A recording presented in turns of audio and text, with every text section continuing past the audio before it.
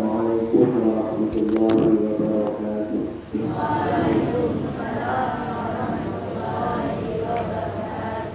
Innal hamdalillah nahmaduhu wa nasta'inuhu wa nastaghfiruh wa na'udzu billahi min shururi anfusina wa min sayyiati a'malina. May yahdihillahu fala mudilla lahu wa man yudlil fala hadiya lahu.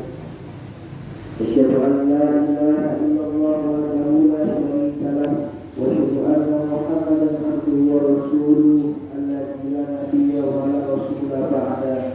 Qala Allah ta'ala fi kitabil aziz, ya ayyuhalladzina amanu taqullaha haqqa tuqatih wa la tamutunna illa wa antum muslimun. Wa qala fi ayatin ukhra, innallaha rabbi wa rabbukum fa'buduhu hadza siratun mustaqim. Wa qala Rasulullah sallallahu alaihi wasallam, inna syamsa wal qamara la yankasifani li mauti ahadin minan nasi walakinnahuma ayatani min ayatillah walakinnahuma ayatani min ayatillah fa idza ra'aytumuhuma faqumu fasallu wa tasaddaqu wa taqimu al-hadith. Wa inna ahsanal kalami kalamullah wa khairal hadi hadi Muhammadin sallallahu alaihi wasallam wa syarrul umuri muhdatsatuha fa inna kulla muhdatsatin fid dini bid'ah wa kulla bid'atin dhalalah wa kulla dhalalatin finnar.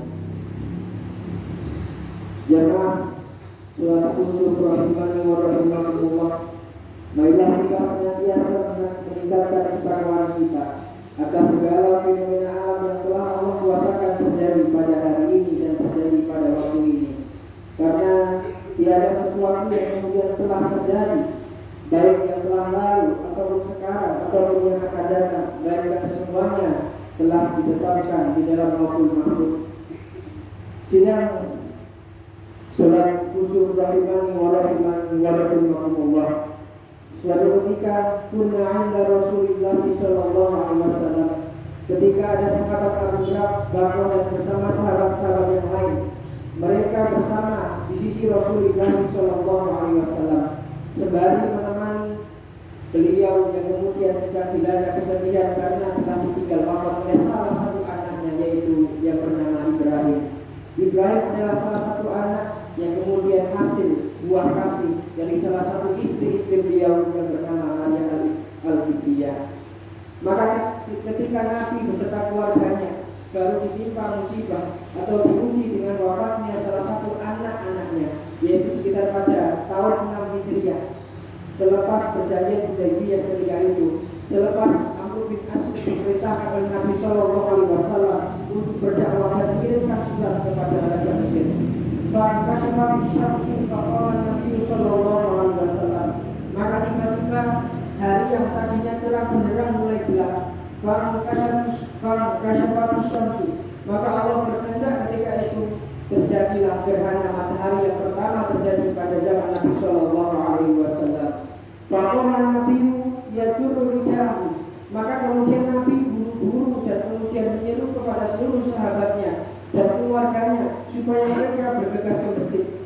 Mustajilan yaruddu rijahu, bahkan Nabi kita sallallahu alaihi wasallam sampai dijelaskan dalam riwayat Muslim, faza'a, Nabi tergesa-gesa dan Nabi bergegas, fa'aqtala badroin hatta adraka birodaihi, sampai kemudian saking tergesa-gesanya karena Nabi begitu takut, bahkan Nabi beranggapan bahwasanya dunia ketika itu akan kiamat, sampai-sampai Nabi keliru yang seharusnya mengambil selendangnya atau mengambil sorbannya, atau kemudian riwayat lain yang seharusnya Nabi itu mengambil jubahnya, tetapi karena Nabi sangat takut dan sangat panik terjadi fenomena alam, kuasa Allah kemudian telah Allah nampakkan di antara kuasa-kuasa yang lain.